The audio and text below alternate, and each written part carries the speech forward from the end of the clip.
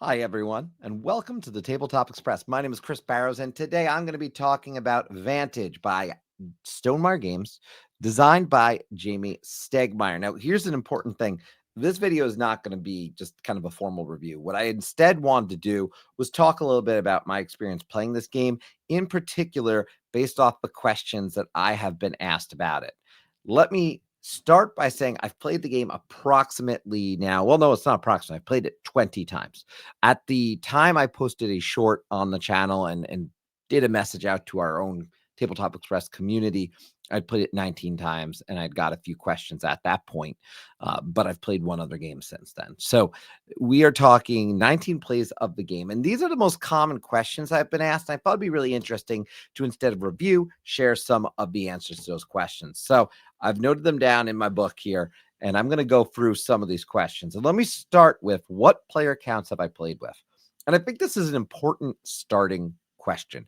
I have played primarily at solo, but I've played multiple co-op games at 2. Now, I have not played at 3, 4, 5, or 6, and it does go up to 6. And I'll get more into player count and what I feel about that. But I have played a lot solo, and with that, fairly lengthy games and some shorter than other. So pretty straightforward. Focus on solo and 2-player games when I talk about my experiences thus far. And secondly, on top of that, one of those questions that I was asked was, how long is a game? And here's the thing, it varies.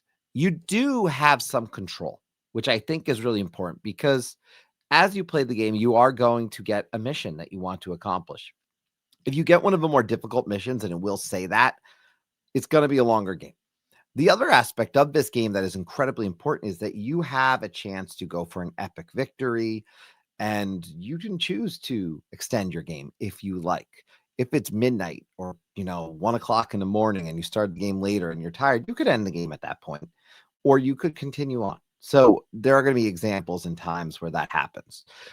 I've had games that went as short as about an hour, and I've had games that went as long as 2.5 to 3 hours. So I've had a varied range of those games. So with player count, one of the things that I mentioned, I've soloed the game and I've played it 2-player. And based on my experience, I was asked by a lot of people, which did I like best? Did I like the co-op experience? Did I like the solo experience? And I don't want to kind of work around the answer, but I think the most important thing for me to say is I enjoyed them both. Truthfully, I think I like it best at solo because it's consistent experience for me. I know what I'm going to get. With co-op, I've been lucky. I've played with people who are really engaged and interested in the game, and 2 repeat plays, which are here on the channel with Mr. Rao, or Ryan Rao from Mr. Rao Gaming. And there's an energy and an enthusiasm, right? I think if you played the game and you, much like a lot of games out there that someone's not invested, it certainly could be a little bit underwhelming in that experience, because you do need everyone invested in kind of what's happening, going for the mission. But that said, I don't know if that's different than any other game. So the fact that I can control it, that's why I like solo. But a co-op experience in this game has been great every time I've done it. And again, only 2-player co-op at this point. So I think it's hard to say one is better than the other. I do think it's been designed to be a really cool co-op experience because you are sharing certain bits of information, but hearing the perspectives that people have of the advantages of what they're seeing, which is, the name of the game for a reason. It's cool because I'll come to one of those locations later and I'll say, hey, I think so-and-so was talking about this location.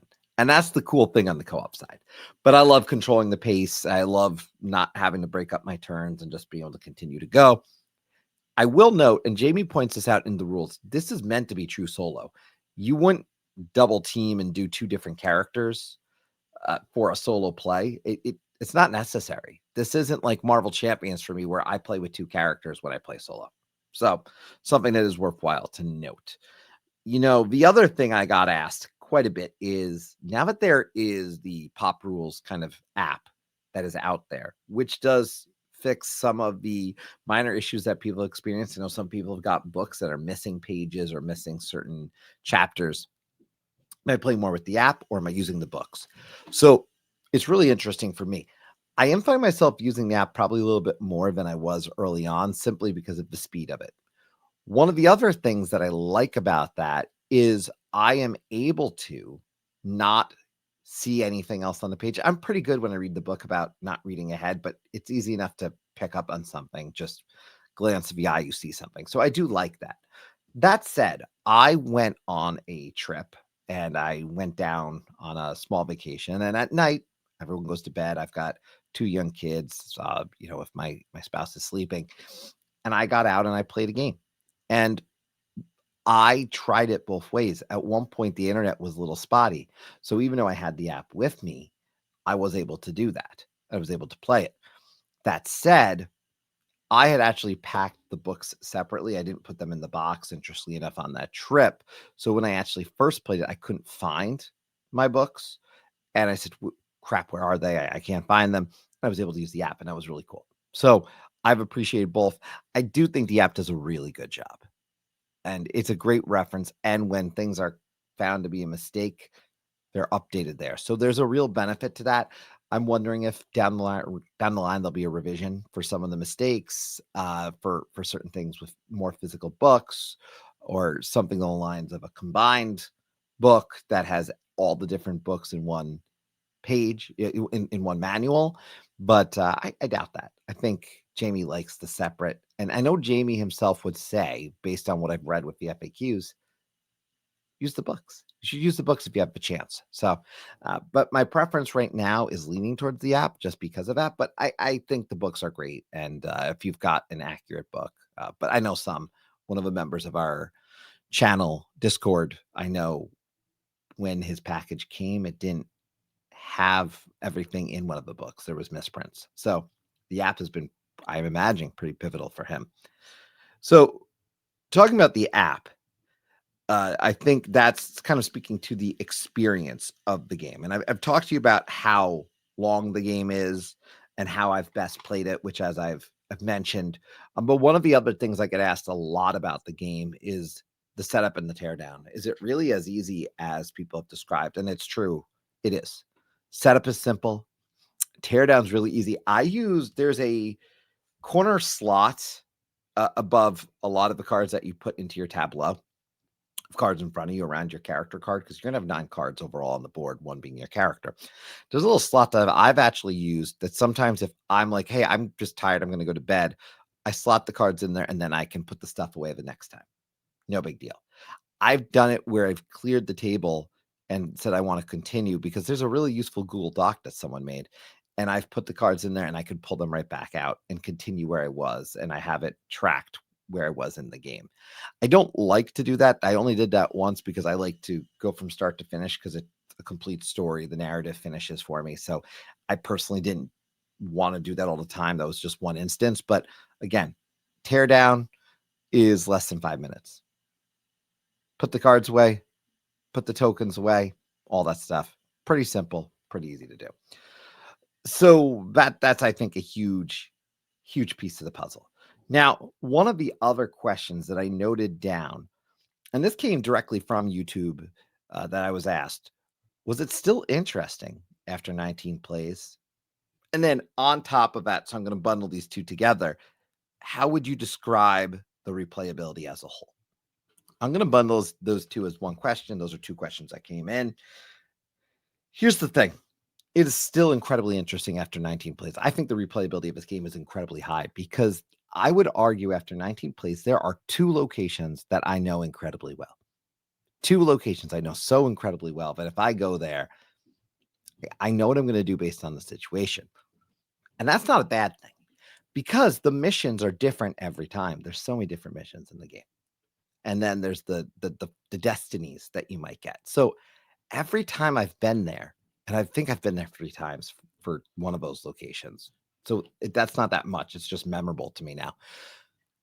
I have different actions I'm going for. So strategically, I'm able to make some decisions. But when it comes down to it, that's 2 locations out of just under 800. 2, right? So I think that's really interesting. There are cities in this game which have it's not really a spoiler. There are cities in the game, and I'm not convinced I've even seen all the cities at this point. I'm just not. So I've seen a lot. Replayability incredibly high. My experience in terms of it being interesting and being replayable, absolutely, and it is still incredibly interesting. The last game I played, without spoiling much, we unfortunately did not win, but myself and another member of our Discord jumped in and was playing, and we both kind of unfortunately took a tumble. And I was the first to go. We just went to see what would happen on your turn, and the same action unfortunately happened to him. So it was kind of funny. It was a really interesting ending, and these are the kind of things I state and note why I think who you play with this type of game does matter. And this was not a question, but I've seen the game described by some who didn't like it as, well, it's an experience. It's not a game. And while this was not a question, I'm just going to note it. I completely disagree with that. This is a game because you have missions, you have destiny. It's an open world game. You're going to have varying challenges and different things you're going to have to do, but you've got dice mitigation. You're building up your tableau with useful cards based on what you're trying to accomplish. It's just a game that's given us exploration. It lets us go wherever we want. And the fact that there's a mechanic that we are succeeding pretty much no matter what, unless our time, our morale, or our health hits 0, means I actually get to see what happens next. I don't feel as much stress from that. I don't think that takes away from it being a game, because ultimately there's still a win or lose in the end of it. But the exploration is incredibly fun for me. And I think that's one of the reasons why, when I go back and why I mention it here and I talk about the replayability, it's high, because I do want to continue to discover. And again, 20 games in at this point, I'm still discovering many, many new things. I also cite the fact that in the second game that I played, and this you can watch live because this was the first live stream we did, I found a location that had a very incredible, memorable moment. I haven't seen it since game 2. 18 games later, I've not seen that location. I'm itching to get back there because I want to go there. I want to take certain actions. I want to try different things. But what will my situation be when I get there? Will I really want to in that moment, or will the exploration factor play into it? So you be the judge in terms of how that affects you. Which leads me perfectly into one of the other questions I've been asked quite a bit, which was, how has that experience changed from game 1 to game 20? And that's the biggest thing, is I do know more information now. I do know more about maybe character upgrades. So I know all the different things maybe my character can upgrade. I know a little bit more about my character's personal quests and certain things that exist in the game. Minor piece of the puzzle there. But when it comes down to it, that's helpful for the game. It doesn't take away from the game. So as you play more with the different characters, you will learn certain things about them. But that's a natural progression, in my opinion, in the game itself. And it makes you want to play more because it makes you want to do more with those characters or try different things with those characters. And those characters have their strengths because those characters start with different capabilities or different dice mitigation slots. So I do think that it plays out well. I think the other thing that's changed is, yes, I get to some scenarios, as I mentioned, where I know kind of what might be a good idea to do, because I have a sense that usually when I do this sort of action, something good or bad might happen. But they constantly change that. Things that I think are going to be bad suddenly are good things in different locations. And in other cases, I am finding an action that I thought was going to be easy suddenly is a roll of 6 or a 7. And I'm like, what? To do this action is this or that? And then I see the end result and I know why. And I'm constantly rediscovering those, even though I'm playing. And also, as I play more, I think I do have a little bit more strategy than I probably did in the beginning when I was just exploring everything. But I am still discovering new things. I'm still exploring. And there's 6 actions minimum on most of these cards. 6 actions. You're not going to get them all in one place. You're not always going to remember everything, in my opinion. And yeah, so for me, The biggest difference is I'm probably a little bit more strategic. I have a little bit more knowledge about the characters, and that's probably been the biggest change. And I just want to make sure I don't miss any of the questions here. So I think when it comes down to it, the other question that has come up is, would I recommend it to someone and who would I recommend it to? Well, a recommendation is, I think, a really personal thing. If you are looking for a game where you have complete and utter control, no, this is not going to be the game. But if you like a game that's going to let you explore, that you are going to discover some things along the way, you're going to get new potential endpoints. This is the equivalent of a game where you've got a mission, but man, those are those side quests that pop up, and I kind of want to complete that. I kind of want to get that done. I want to see what that gets me. It's similar to that experience that I get with a video game of Skyrim or Oblivion or something like that, or maybe I get consumed by that, but it still has a clear endpoint because there's still a clear initial mission that you have that you can always go for, and you can make those decisions. I like it because I can get this onto the table. I can play it pretty quick. I can play it right in front of me on my desk, which is not particularly large. And I could have a game running on a table pretty constantly and then put it away as quickly as I need. But I like it for the exploration. I like it because it is strategic enough with the cards that I'm getting. And as I play more, I do know certain cards have maybe a nice upgrade to them. I do know certain cards maybe have more actions that I'm able to help take a dice from someone else. And I will tell you, for me, if you're someone who likes the idea of exploration, but with flexibility, open world, and still an end point, though not always as clear of an end, I will say, as you might think, because there are twists and turns. I think this game will be enjoyable for you. But again, if you're a person who doesn't want like mystery to it, you want to plan out 4 actions ahead, I don't think this is going to be a game that probably is at the top of the list. But who should play it? I think everyone should try it once. Go check this out. I'll definitely be bringing this to PAX Unplugged. I don't think there's a question, and hopefully get a game in. And I want to get a game in that is actually larger potentially, because I do want to experience it, even though I suspect I'm going to still like it best at 1 or 2, which is where I think it's really at its finest. But I am loving Vantage. So when it comes down to it, well, there may be a more formal review that we do. I thought it'd be more helpful to answer some of those questions than do a formal review. So Vantage by Stone Meyer Games, designed by Jamey Stegmaier. I'd recommend you go check this out, have a chance to play it, see what you think for yourself, and explore this world. At least visit it once, because it's a good time, and it's a fun exploration experience.